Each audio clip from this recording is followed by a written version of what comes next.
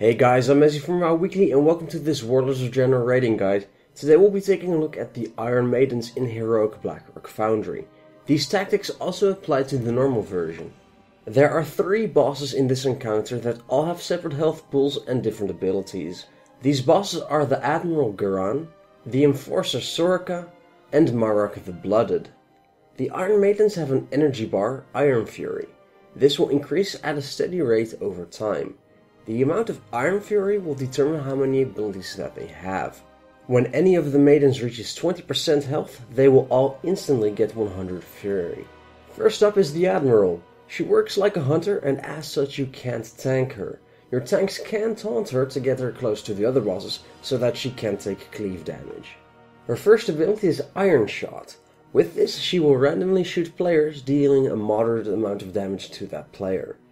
Her second ability is Rapid Fire, with which she will target a player location and deal a large amount of fire damage to anyone within 5 yards of impact. Afterwards it will follow around that player, so get this out of the raid and kite it around. At 30 Iron Fury she gains Penetrating Shot, which is like the Klaxi aim from Siege of Orgrimmar. She targets a player and anyone standing in between the Admiral and the player will share the damage of the aim. As such, you will want as many players to soak it as possible. We use the purple marker for the targeted player to stand on, so that there is plenty of room for the rest of the raid to help soak it. You can use target removing abilities such as Feign Death to completely remove the penetrating shot. At 100 Iron Fury she will deploy a turret which shoots in a circular motion. The turret puts a stacking dot on the players that get hit, meaning you need to move away from the direction that it's shooting. When these spawn in the final phase, always prioritize killing these over anything else. The next maiden you will have to deal with is Soraka. Her basic ability is Blade Dash, which deals a moderate amount of damage and chains to anyone within 8 yards. We deal with this by keeping a loose spread. At 30 Iron Fury she gains Convulsive Shadows, which is a debuff with stacks. This can be dispelled, but it's not recommended. The stacks will get reduced by 1 every time it deals damage, and if it's dispelled it will deal 40k damage per stack to that player. So once again, it's preferable not to dispel that. At 100 Iron Fury she gains Dark Hunt, with which she will target a player. After 8 seconds she will deal a lot of damage to that player, and with everything else happening you need to make sure that the player is topped up. And finally we have Marak, and her basic ability is Blood Ritual. With this she will target a player within 45 yards and deal damage to everyone in a cone towards that player. The closest player hit by it receives an additional 300k physical damage. This means that the tank will have to stand right in front of her and soak it. You can also try to have your tank stand in her model, which also seems to work. We deal with this by placing a marker to the left and the right of the tank and moving to one of these if it's targeting us. By doing this, the group will not take damage and only that player plus the tank should get hit, with of course an additional few melee. At 30 Iron Fury she gains Blood-Soaked Heartseeker. This is an axe that bounces between 3 marked players, and these players really need to get away from each other as the damage decreases the further away they are from each other. And then at 100 Iron Fury she gains Sanguine Strikes, making her damage on the tank also pulls for AoE on the raid. To help deal with this in the final phase, the tank will have to use his cooldowns and call for any externals that he might need to reduce the damage on the raid itself. Now those are the abilities, but while all of this is going on, the Maidens will occasionally go to the Dreadnought, which is the giant ship, and they will warm up the main gun. If it's not interrupted, it's a wipe. When the ship is initiated, players on the ground will have to dodge bombs that the Dreadnought will be sending over. When this happens, you will need to send a group of people over to the Dreadnought by using the chains that are located at the back right of the encounter area. This group should consist of 1 tank, 1 healer and 4 DPS. However, if the Admiral has gone to the Dreadnought, it will be 5 DPS instead of 4 DPS and a tank. Each maiden will go to the ship once, and whichever maiden has the lowest health of the maidens that still need to go on it, will actually go onto the ship during the Dreadnought phase. Each maiden will have their own mini-boss encounter on the Dreadnought when they go up. When the Admiral goes up, you will face Ukhtar and the Battle Medic Rog.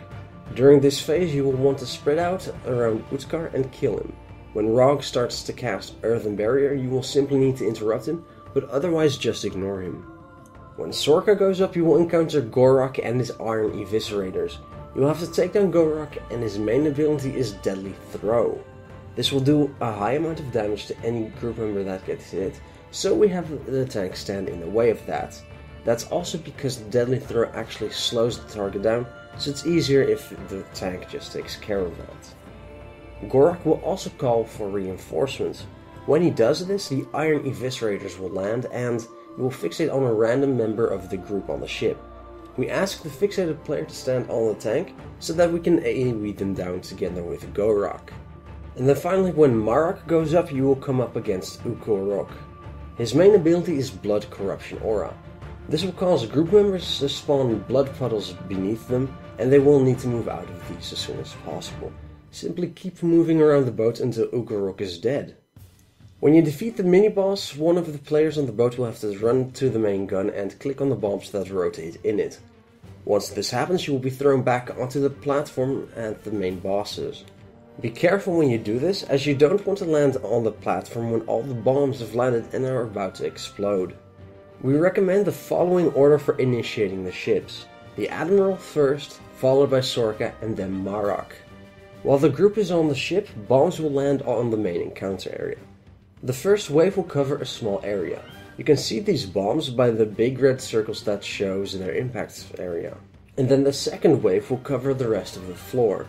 Once both sets of bombs have landed, the first ones to land will explode, and then the second will shortly after.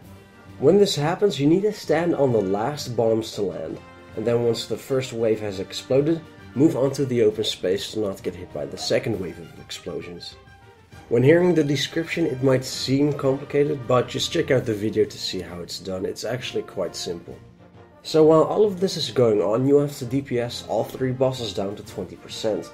We do this by first DPSing down the General until she goes to the Dreadnought, then we move on to Sorka, again until she goes on to the Dreadnought, and then we DPS down Marok to about 30%. After this, you will need to balance your DPS until all 3 are at 20%, and then the last phase will start. If they are close enough to reaching 20%, and you can skip the third boat phase by DPSing down Marok to 20%, then do so because it could save you some trouble. Once you reach this phase, all of the Iron Maidens will now have 100 Iron Fury, so you will have to deal with Marok first, as her Sanguine Strikes will cause problems for your healers.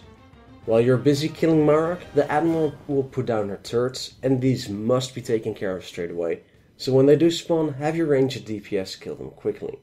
Once Marok is dead, move on to the Admiral before finishing off Sorka. Obviously you want to use Heroism for this last 20% because this will be the most hectic part of the fight. When you first go for this fight on Heroic difficulty, it can be a pretty challenging fight during the last 20%, so good luck. If you liked this rating guide, please comment, subscribe and click on the like button. If you would like to keep up with when new videos come out but you don't have a YouTube account, you can also follow us on Twitter or Facebook at twitter.com/beamezzy or facebook.com/wowweekly. Also, be sure to check out our website wowweekly.net, where you can find written content as well. For now, I'm Mezzy, and I'll see you again next time.